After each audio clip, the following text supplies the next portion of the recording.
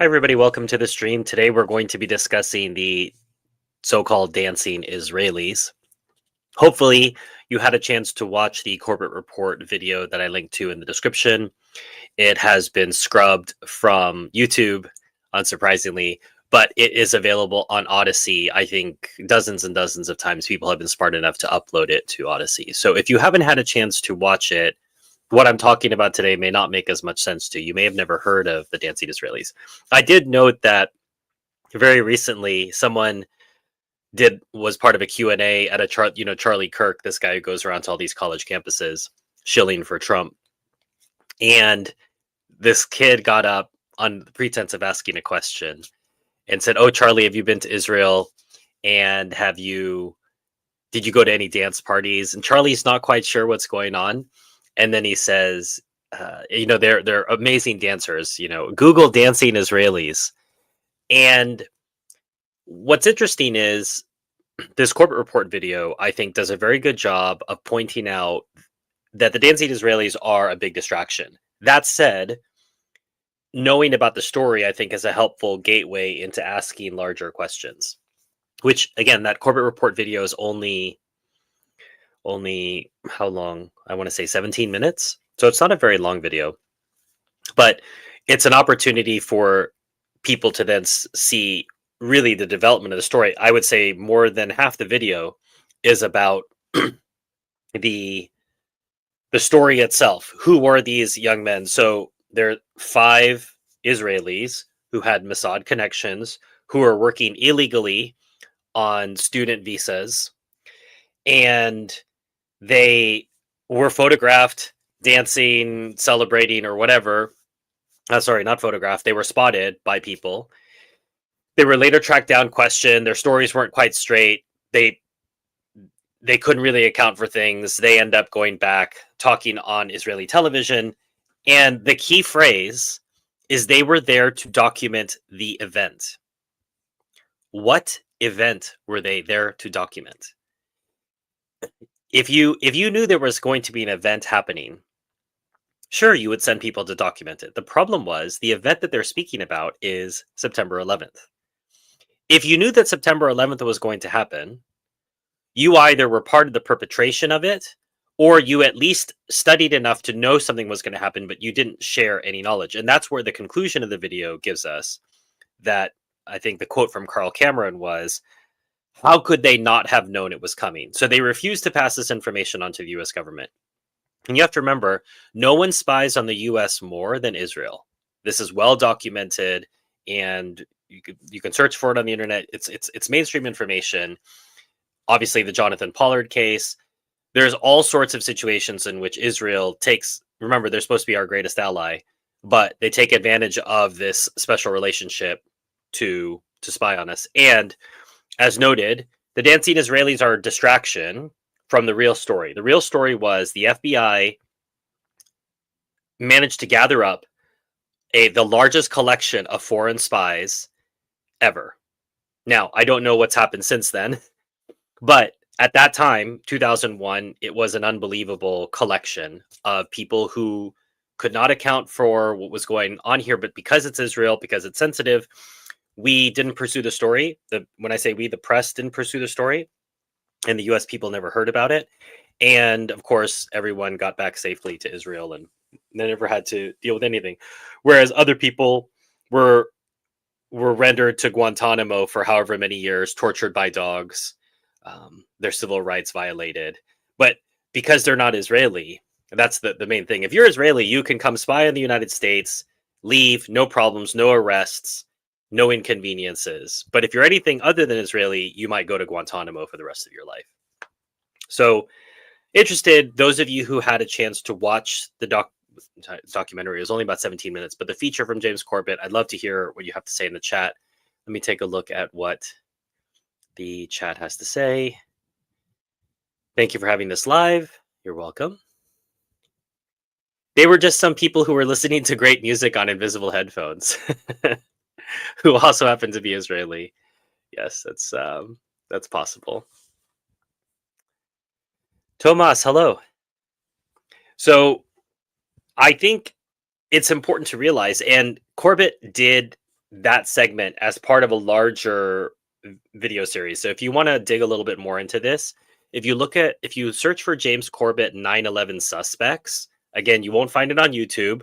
Mystery. Why won't you find this information on the largest collection of videos in the world?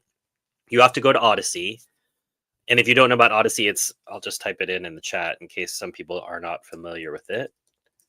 But Odyssey is a decentralized platform that allows people to upload videos, and then they're held in different places all around the world from people who volunteered hard drive space to host those videos. That way it's not dependent upon a corporation, and they're a plucky organization. YouTube has definitely tried to censor them, but I encourage you to support Odyssey, upload videos there. I'm trying to do more uploads there as well.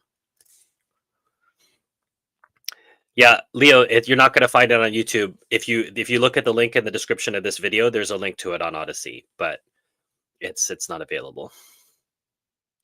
Oh, sorry, Thomas. Before I look at your comment, I don't want to lose my train of thought. 9/11 suspects. If you search for that on Odyssey, you will see about an hour and 20, hour and 15 to hour 30 video in which Corbett talks about the different people involved who should be looked at more closely around 9/11, and then the Dancing Israelis are a 17-minute segment of that larger video.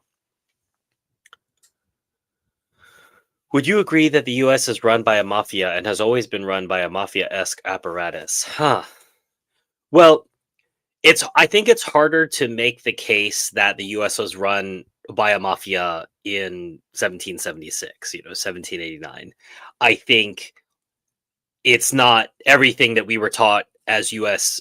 citizens in history in our schools. This noble group of individuals throwing tea into the harbor. There's a bit of a distraction there, but I don't think that we could use the term mafia at that time because mafia has such strong connotations. But I think we could definitely say that very early on, the US was captured by special interests. And we would see this play out across numerous presidencies, numerous eras of the country. A lot of people don't know that Abraham Lincoln was very much in the pocket of big business. He started the Republican tradition of being in the pocket of big business. After the war between the states, you have the corrupt administration of Ulysses S. Grant. Prior to all of that, in 1820, you have the Monroe Doctrine, in which we enunciate that no one else is allowed to come into our hemisphere, that we are somehow in charge of the entire Western Hemisphere, which is ludicrous. Keep in mind, the country had only been around for 40 or 50 years at that point, as in this third form of government as well, actually, because a lot of people don't know who are not from the United States, and probably a lot of people in the United States also don't know. Between the monarchy and the government that is in charge of the U.S. now, there was something called the Articles of Confederation, and we had that for about a dozen years. And it suffered from the lack of a strong chief executive, which was a reaction, obviously, from the power of the king. They realized you can't really run a country without a strong chief executive, and then you have what is now the U.S. president, which is believed to be a very powerful position, and in some ways it is. But I tend to agree with President Putin on this, and I think recent events over the last 10 years have proven this to be the case. The president is only allowed to do what the men in the dark blue suits tell him to do. Obama wants to close Guantanamo, not allowed to close Guantanamo. Trump says he wants to get out of Syria. Assad gasses his own people.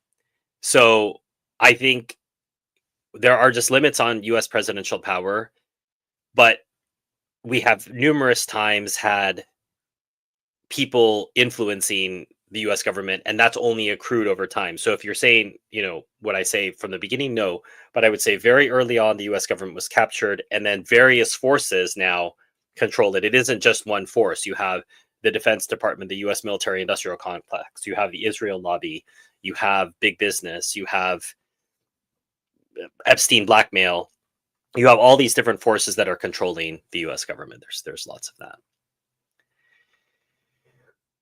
I recently came across the Knights of the Golden Circle, which was a very Thomas. If you want to put a link to that in the chat, I don't know about that, and maybe some people would like to know more. From the beginning, B'nai B'rith, the ADL, Scottish Rite Freemasons Well, I mean, Ron, the ADL was not around, let's say, in 1776, right? But I think your point's well taken. That which is along the lines of what I was saying, is that the U.S. government has been captured by various forces over time. I do not accept that there is one controlling force behind the U.S. government. There are different interests that control it for their own different means, and some interest groups don't have interest in other things. They're quite focused on their particular issue. And sometimes, so for example, I don't think the Israel lobby is so concerned about drilling in Alaska, whereas drilling in Alaska really matters to the oil companies.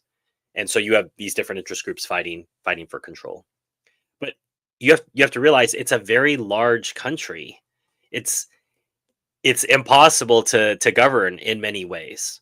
Just as in a sense Russia is impossible to govern, but Russia doesn't have the population of the United States. And so same thing, the Canada, enormous country, but not a very big population, only let's say I think a tenth of the population of the United States. So when you have such a large country and such a large population, it becomes more difficult to govern. And I think we've seen that those stresses and strains all throughout American history, but in particular over the last 10 years, I think it's been pretty enormous. Any other thoughts on the Dancing Israelis, James Corbett, this particular part of his 9/11 Suspect series?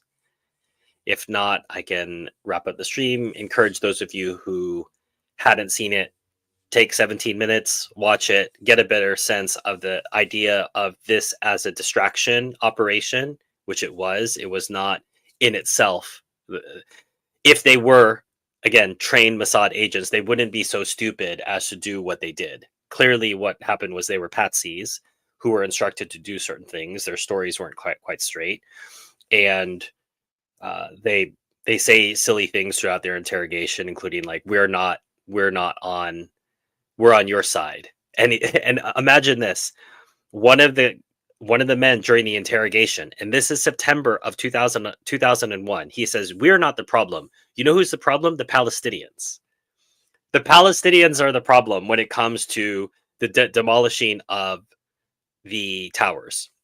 And when you think about that narrative, ask yourself, why would a Mossad patsy, when interrogated by the FBI, refer to the Palestinians? It's crazy, unless you realize, well, this must have been an operation in order to galvanize the U.S. moving in a certain way. Now, whether the Israelis pulled it off or not, it's not clear to me that they did. But if they at least knew about it, they didn't tell anybody that it was going to happen. Because if they did, then it couldn't happen.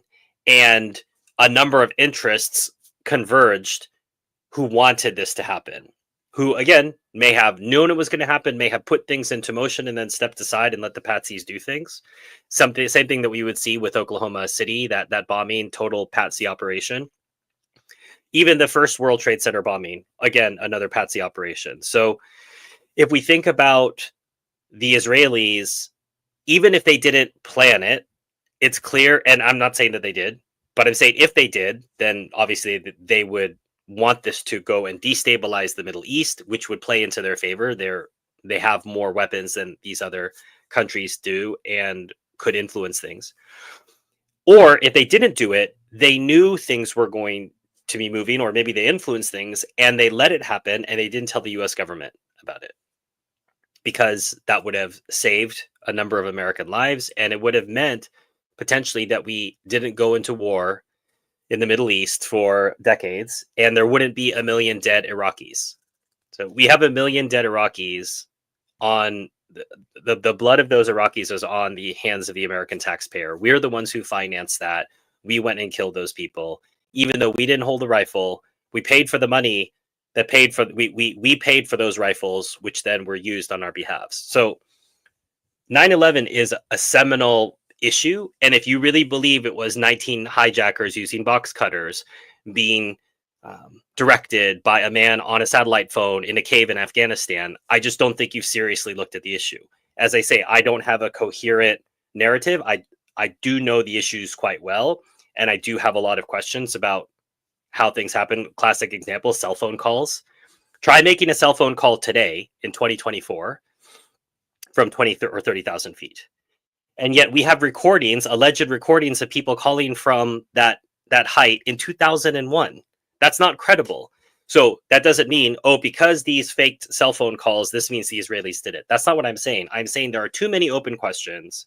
Building 7, we talked about this in my previous stream on 9/11 mysteries, that there are too many questions that don't have clear answers. But what is clear is the FBI swept up more than 60 Israeli spies in the days after 9/11, and most Americans have never heard about this. These spies were here gathering information, and some of them to witness and document the event, which means they knew that an event was going to happen. Even if they didn't know it was going to happen on September 11th precisely, they knew it was going to happen, and they were there to quote unquote document the event, which is nuts and crazy.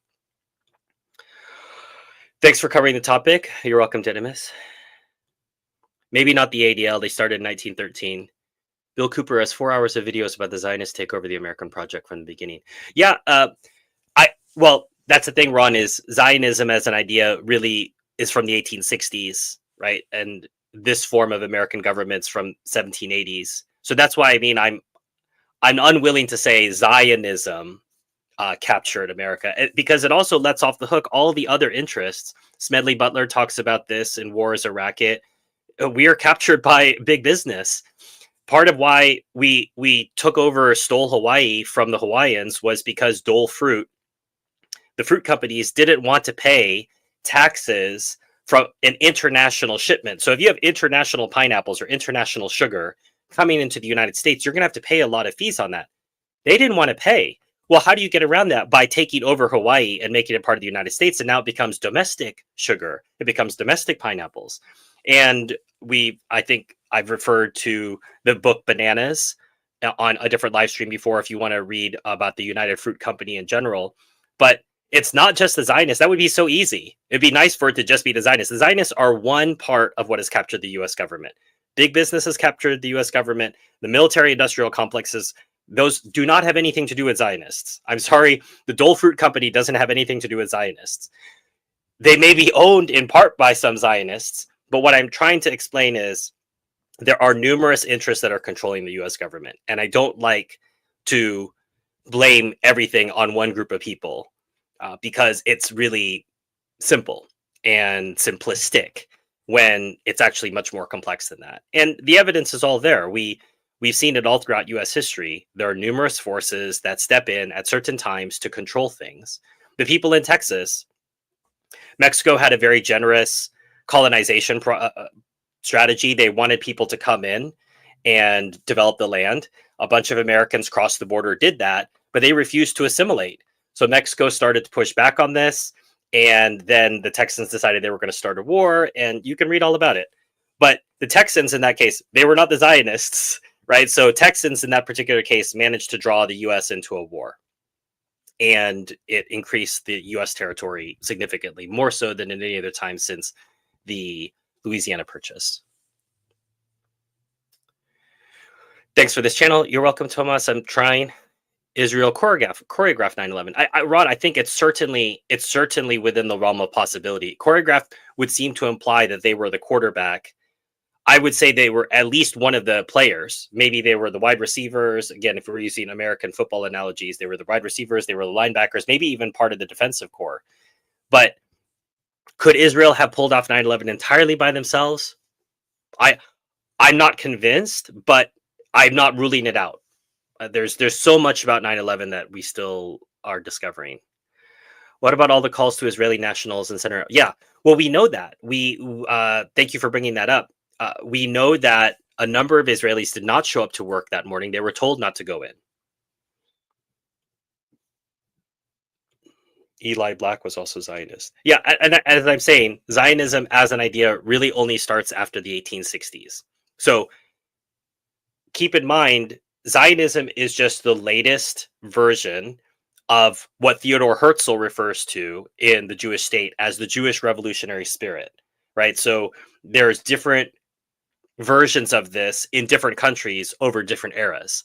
So, for example, during the Russian, the murder of the Tsar was definitely down to Zionists, right? But it wasn't necessarily known as that to other people. But prior to Zionism, you have other Jewish revolutionary causes, which again Herzl refers to. It isn't some conspiracy theory if Theodore Herzl writes about it in the Jewish state.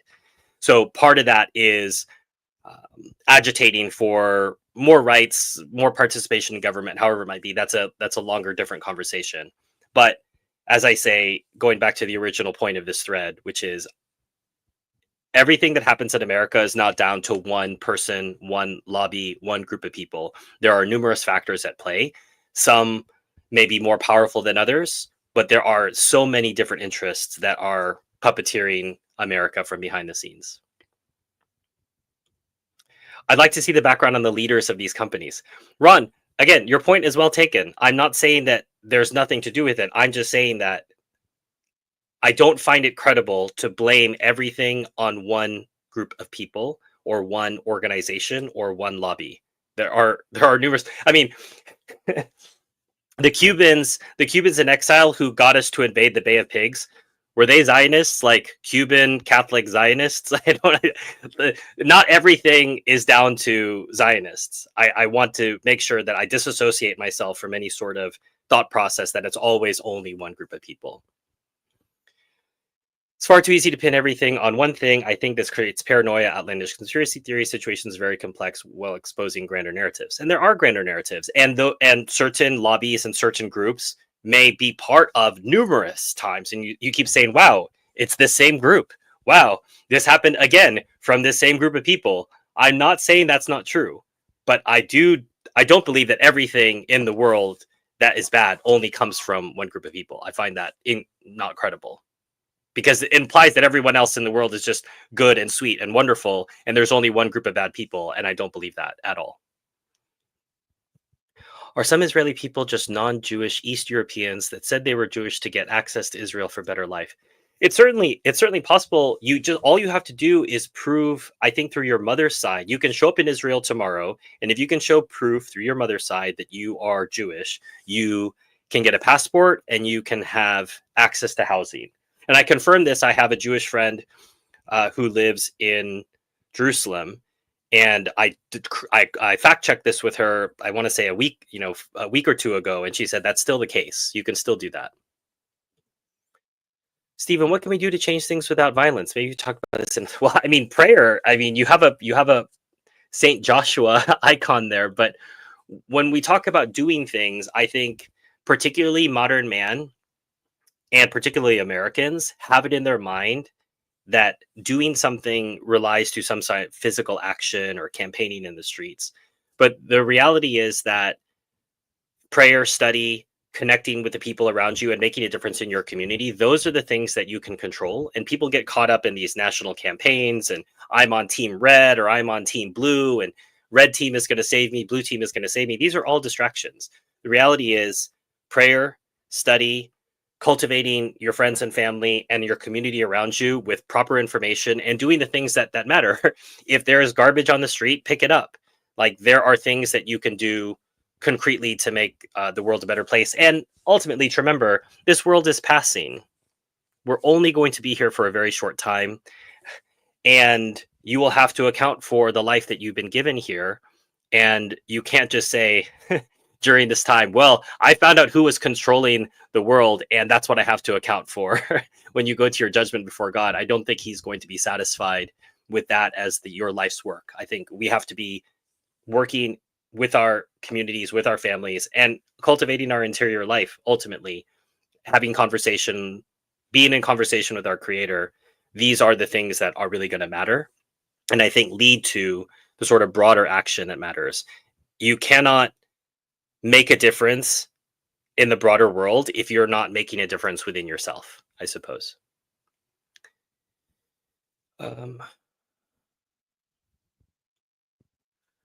What we are now, the IMF media, I'm not believing the Jewish faith from the early Babylon times. One tribe is always center.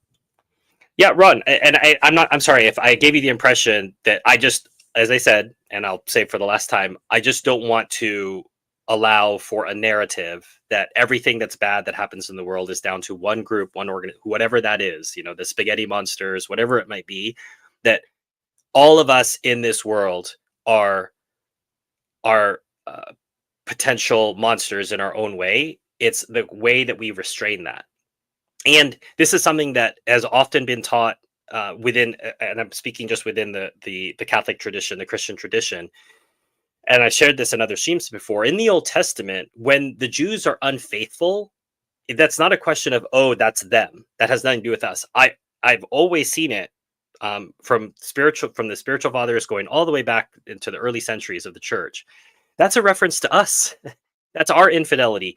They had just had the Red Sea parted for them. Moses goes up to a mountain, golden calf, party time. They had just had the Red Sea parted for them. They were being led by a pillar of fire during the day. That's us, that God can be very bountiful to us, and yet in the next moment we can betray him. So it isn't about, because if we otherize and say, well, that's those people, we're the good ones, we really miss the opportunity to say, no, we're all struggling with the same issues. What is particular about when Herzl doesn't get into this in the Jewish revolutionary spirit is where is the Jewish revolutionary spirit founded in? And it's founded in the rejection of the Messiahs, right? So Christ came, fulfilled every single prophecy ever put forward in the Old Testament down to a T. And the problem was, what had developed in the Jewish faith up to this point was a political Messiah. And you hear it now in the Talmudic Jewish faith. They expect a political Messiah, what we know as Antichrist, who will come out and the entire world will submit to him and Jewish power will be at the forefront. But that's what they thought Christ was going to be. And he disappointed their hopes because he said, not only are you no longer the chosen people by a race, now the chosen people will be anybody who accepts this gospel of love. Oof, you're no longer special.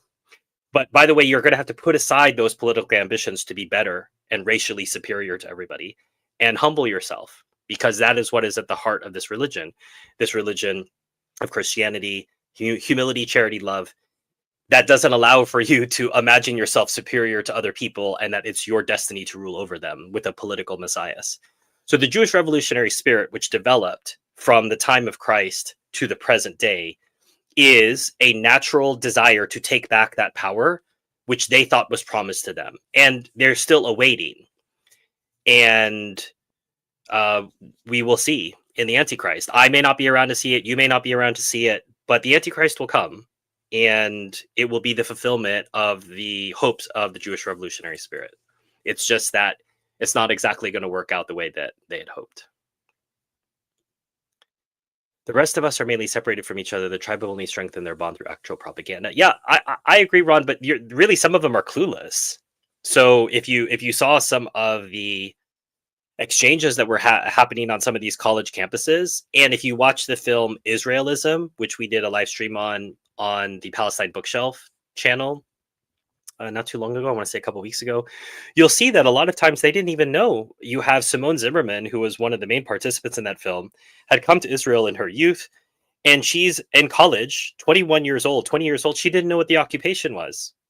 She didn't know what the occupied territories were. And this is someone who'd come to Israel. So I feel like there's still a great deal of ignorance insofar as they just believe what they're told, but there's so much that they don't know. It's like Freemasonry. How many degrees advanced are you? And the number of degrees advanced allows you to have more knowledge, but there are plenty of people, as you say, in the tribe that don't really know the score. So it might be. Was that not also who they said would leave them? I think you mean lead them out of Rome.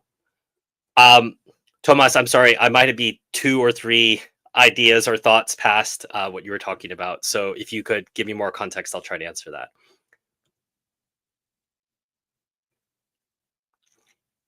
Christianity and the Islamic religion are more similar. Ron, obviously, I mean, Islam is a heresy of Christianity. It has to share a lot of things with Christianity because it was invented out of some Jewish doctrine and some Christian doctrine. And so that's why when you examine the doctrines of Islam and its teachings, you think, oh, okay, well, that's strange. That's kind of interesting. Our Lady is immaculately conceived in Islam. That's interesting. Are most Zionists non-religious? I can't say I don't know a whole lot of Zionists, but I would say certainly based on my YouTube comments, um, yeah, I really don't know. I just speaking from my experience in Israel, the number of times I heard God gave us the land, God gave us this land, I think is really revelatory.